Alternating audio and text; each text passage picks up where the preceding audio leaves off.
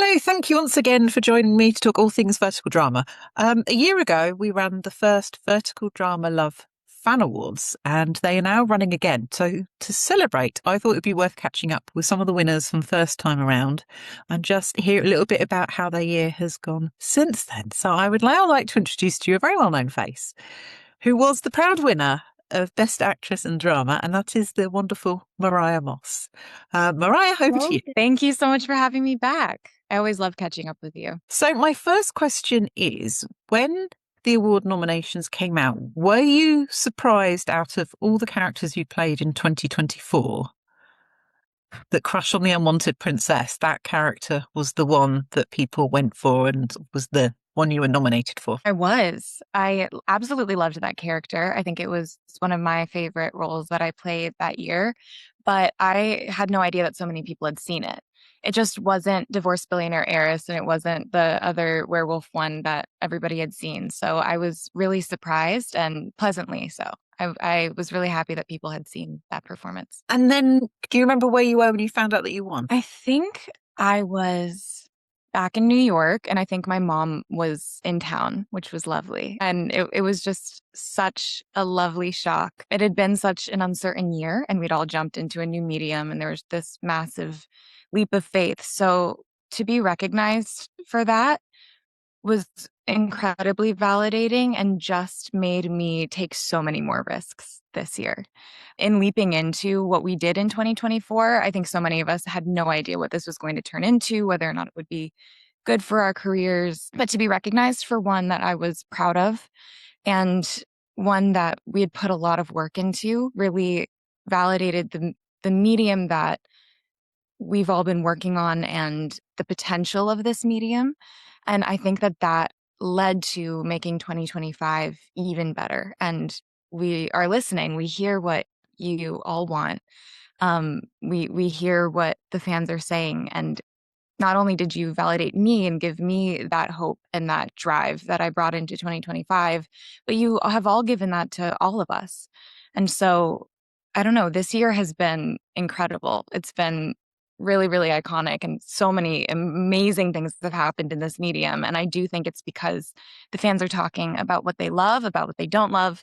We hear that, and we will stop at nothing to bring you everything that you want. Amazing. So, my question for you then is really just looking over 2025. So, when it started at the beginning of the year, there are very few articles about vertical dramas. You had to really hunt on the internet to find any information at all, even just to get your name in a cast would have been hard work.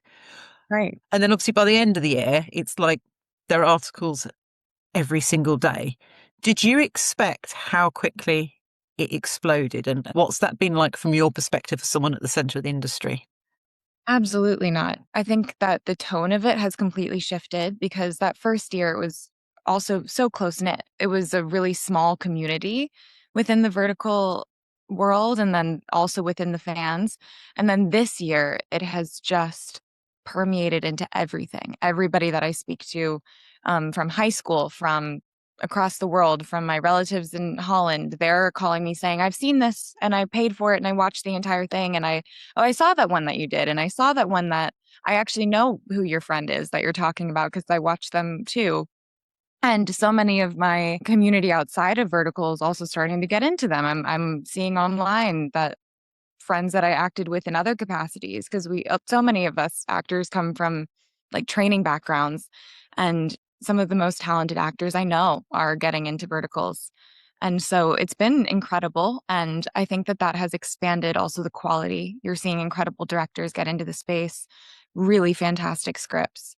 And, we're shooting it in different formats now. So I had no idea how much it would blow up, but it's really exciting because it's mimicking kind of the way that television came into film. And everybody was skeptical at first, and there were definitely some naysayers. And then it became what it is today and became more cinematic. And that's what we're watching happen to verticals and accessible mediums on your phone. Is there a moment that you can sort of pinpoint over the year that you were like, wow, this has gone to another level? Awards and then VertFest. So, two things that you were very much a part of making happen were just incredible, and being able to connect with the fans on that level. To know that something that we shoot in such insane conditions, you know, these 12-hour days, and sometimes it's freezing or it's hot, and you have the script and you've gotten it 2 days before and you're memorizing insanely quickly. Nobody shoots films like this, but we do. And we sometimes, if we're going in overtime, get one take, if you're lucky, 1 to 2 takes. And so for a performance to come through from that, and somebody to then say to us that that performance moved them or changed them in some way, really just completely changed my mind in what is possible with film. And when you get scrappy, that you can still make incredible things. And that just shifted my mind, I think, around VertFest and talking to people more on a one-on-one basis to hear what it was about verticals that really impacted them and what made them want to follow this so closely. And that gave me an entire new objective for 2025, which was to be a bigger part of the stories that get made, and the entertainment that gets made. And it's been such a wild ride because we've all doubled down. I think so many actors in this space have put so much work into figuring out how we can be a part of pushing the medium forward, because people like you are doing that too. And quite frankly, if we don't do it, nobody's going to. So somebody in let's talking to people in the vertical space, you guys have really validated that you just take leaps. If you want something done, you just do it yourself. And so it was those moments in connecting with the fans and seeing how much this meant to them that really drove us to keep going, I think. Oh, that's so fascinating, actually. It feels like it's been this like symbiotic relationship, Yes. like fans and creatives all sort of encouraging each other to push on for what we all want to see. So That's a great way to put it, because you can't have what we've built without both of them, you know? I think the fans are such a huge part of this, and I shouldn't just say fans, just audience members, because we have to what you love and what you want to see in order to bring that to you, and that's pretty much all we live for. That's we're creating that, to be watched and to hopefully make an impression of some kind. So you had a lot of amazing roles in 2025. So I'm going to run through them, partly to remind you and partly for the viewer. So Leanne in Mhm. Situationship with My Billionaire Friend, Rebecca in Stolen Heiress and Stolen Love, Casey in Pick Up a Billionaire Husband, Elisa in Flash Marriage with the Billionaire Tycoon, Chloe in Time Out with You, Maddie in Revenge of the Billionaire's Maid, Jade in Taming My Billionaire's Ruthless Desire, Olivia in The Alpha's Gifted Luna. Uh, we have many more people, don't worry. Sandy in Fated to Love You, My Sweet Wife, Charlotte, Desired by the Billionaire Football Star, Glenda, The Way Back into Love, Emma, Destined for My Billionaire Soulmate, Joe, Victories in Hand, Sloane, Hatefully Yours, Isla, Falling in Love by a Mistaken Vow, Amara Van Drack, we all love In Love and Blood, Blair in Goodbye After 99 Forgiveness, another favourite, Lily Pearson, Queen of the Court, and then Joy in This Christmas I Married a Grease-Stained Billionaire. I mean, wow, that's a really packed resume. Which ones do you remember as being the most physically demanding? Queen of the Court, for sure.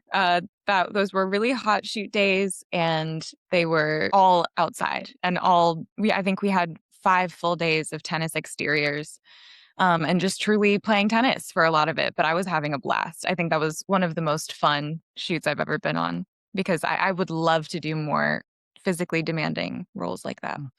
And did you have much tennis experience beforehand, that one? I grew up playing tennis, and I mean, Jesse is incredible. So there's no way that I was winning those games. That was cheated with with the cameras. They would tell him to miss a shot, but I did grow up playing tennis, so I got to use my skills in that sense. It was just we were very sweaty. There were certain days when I think midday it was getting into the high 90s Fahrenheit, which is important, but it was um we were just losing sweat at such a rapid pace. And no matter how much Gatorade we were drinking and water, we were losing electrolytes. And there was a point when I was just going up on my lines, which is very rare for me. And the director, Pablo, would say, "Hey, can you move a little bit to the right?" And I'd be like, "Yeah, totally." And I just wouldn't. And he would be like, "On this line, can you step a little to the right?" And I'm like, "Yeah, yeah, yeah." We would go for another one. I just would like completely forget. And we ended up having to take a break and get more electrolytes in. And I came back and was suddenly able to function again. But so those days can be really taxing on the body. And the football one that I shot with Noah Fernley was on the other end of the spectrum and freezing and in the snow in New York. So it was almost difficult to remember that one too. Yeah, Because because we your would just brain stops, doesn't it? It's like when you get that cold, it's like it's really hard to finish the thoughts. I can imagine trying to recall dialogue, let alone I hit your mark and do everything else. don't even remember shooting those exteriors, which is crazy. Your body goes into survival mode, but it's they make for great stories. And shooting these in just like insane conditions, it's always a wonder when it comes out beautifully in the end. Of the roles you had last year, which ones do you remember as being the most emotionally demanding? Oh, that's a great question. There were definitely some dramas. I think Billionaire's Ruthless Desire was difficult. Or, some of the ones where your character is just going through it. I think 99 Forgivenesses with Eric as well. Those are taxing, a lot of, crying in every single scene. And it's a challenge to try to get to that place of where your character is, because luckily, so many of us have never been through been through the depths of despair that some of these characters are in. But it's really important to remember that some of the people watching these have.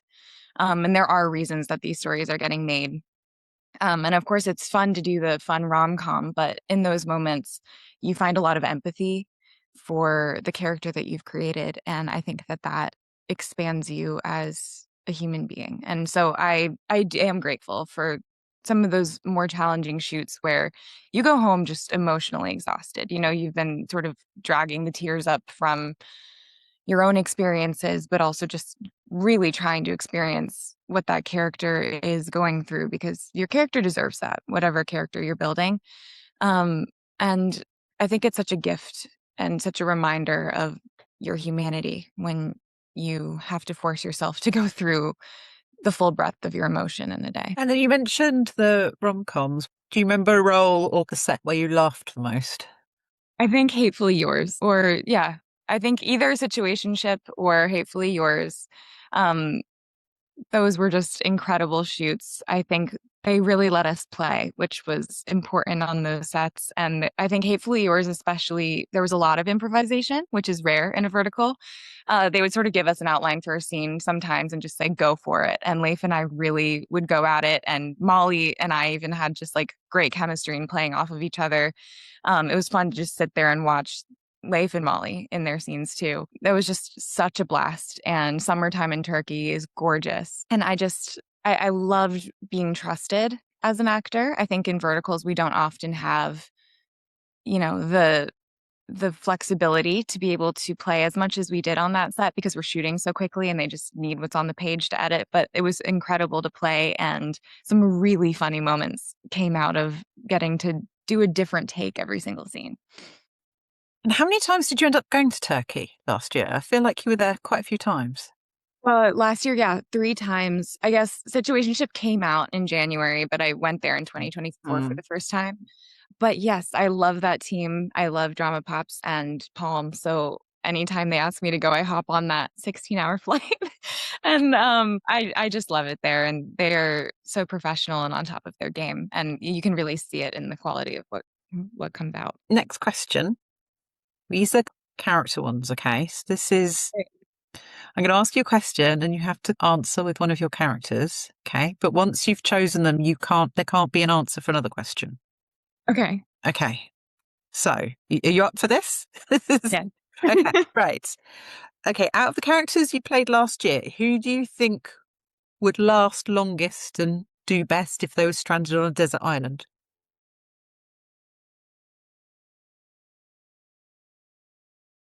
Joy. Yeah, she is pretty resilient, isn't she? I mean, she survived a plane crash. Right. And she's a nurse, you know, she has that medical background. I like that. Okay, that's good thinking. She's very Right. survivable in that Okay. one. The next one's a bit challenging. Of your characters, who would do best if they suddenly had to do a stand-up comedy gig? Ooh, I think Sloane from Hatefully Yours. Oh yeah, she's fast, she's quick, and she roasts people. She really goes for the jugular. I can kind of see you Would be now her there with the brand. mic. Like I can see you doing this. Okay. Um, which one? I might know the answer to this. Who most needs a sequel? I think Amara needs a sequel Yeah, or a prequel. A villain origin story for her would be really cool too. yeah. It feels like we've not. We can spend a lot more time in that world. So fingers Oh yeah. crossed that can Oh yeah. happen. Okay. This is. This is who would be best at talking herself out of a speeding ticket? Oh, that's so good. Um, I think Leanne from Situationship. She ended up being pretty scrappy in the end. And then, out of all your characters, which relationship do you think was? Who do you think will be stay happiest ever after longest? Which one do you think it was the? It was the true love. They'll go the distance. The greenest flag, like the greenest flag relationship, I Yeah, think was Queen of the Court. Yeah. I think what's important is that he stepped back and let her shine. They seem sort of like two ships in the night going forth together, but there's very little collision. And I think so much in verticals, you expect this, you know, hyper masculine man who imposes himself a lot and comes in and sweeps her off her feet and gives her everything. And suddenly she has to do very little. But he pushed her to live up to her full potential and took a back seat, I think. And that's important. And of course, hopefully she would do the same for him at his titular point of his career. And that's, I think, how green flag relationships work. that's such a good answer. I have to just ask about Queen of the Court. Did you smash that trophy case in one go? I wanted to so badly. They had TJ, the stunt coordinator, do it instead. So they had me sort of do the motion. And then, of course, they get me out of the room because they want to protect their actors, which is the right thing to do. But of course, I was consumed with jealousy watching him do it. And I think what ended up happening, he hit it really hard with the racket, and the entire glass door fell off and did not shatter, and the racket was already broken at that point. Because like a glass cabinet with a plastic racket is not going to shatter. So they had to end up like scoring it with a glass score, in order to create where it would crack, remount the glass onto the trophy, hit it, and then when I did it, because they still wanted the glass shattering, they actually had these silicone glass shards, that they were kind of sprinkling from above the camera. So it's all just movie magic. And those glass shards smell really awful. Like they smell, I don't even know how to describe how they smell. And we all just kind of went home like smelling like silicone and rubber. Oh, I know you didn't do it, but it was for me one of the standout moments in sort of verticals in 2025 of just it was just And, the character having enough, wasn't it? It's like she's absolutely had enough now. And and then he so deserved it. And so many of the male villains in these verticals deserve to have their house completely ransacked. I'd like to see more of that in 2026, hopefully. I also felt for housekeeper as well because you knew she was the one having to clean it all up. Oh, right. And she actually played my mom in Falling in Love by Mistaken Vow. So I love the multiverse that's created amongst the actors. That's really cool. Oh, I feel like there needs to be fan fiction written about this now. Verticals, I feel, came from the fan fiction genre. I would love to see it come back around. I'd love people to start writing fanfics about verticals. I mean, it very much lends itself to that. So thank you for answering those slightly crazy questions, but you handled it I love beautifully. You always do. Just looking ahead to 2026 then, what are you, I guess, excited about for the industry and then personally excited about? I am excited that you're going to be seeing a lot more content coming from actors.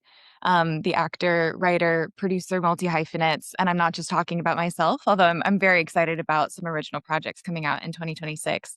I'm also really lucky that I'm being asked to be in other creative productions. So within this community that we've created, we're now all getting into it in like we're in a completely different sense. And so there are incredible scripts that I'm really excited about. I'm shooting one next week that a close friend and fantastic actress in the space and was a part of writing as well as an actor. And there are just a lot of those. And I think that it's going to be a huge part of 2026 that we're working in a far more collaborative fashion. And the reason that it's so exciting is because a lot of it comes directly from you guys. Like we hear what you want and we're delivering it straight to you. And we're all excited about that because it also just means better content. And it means we get to be doing better scripts and we're just so excited to also see you receive them. Oh, okay. This is so exciting now. And now I want to like grill you for details, but I know you can't tell me, so I'll be I restrained. as soon as I can, you'll know for each of these projects. But 2026, there are huge things coming, which is really exciting. Okay. And then final question. I think it's fair to say, I think people being aware you've made the big move. So you've relocated from East Coast to West Coast. So Mhm. did the award make the journey with you? Yes, yes, it has. I haven't even bought a bookshelf yet, and my mom, who's here right now, is going through my apartment, and we sort of put it safely to the side. And I need to buy a bookshelf to put the award on. And all your many books as well. 'Cause you have a lot of beautiful books. Yes, lots of books. Yeah. So need to go shopping probably today. I just want to say thank you so, so much. You were such a early supporter of the awards as well, which I think really helped. You know, it only worked because not only fans, but all the actors and actresses got involved as well. So thank you for everything. Thank you for so many amazing characters over the past year and can't wait to see what you've got in 2026. Thank you for everything you do. You are so organized. I love your ideas. And I think that even bigger than last year, the awards are so important right now because I think 2025 we saw a, a change in the quality of what's coming out. And so I'm just so excited to see which projects get recognized across the board.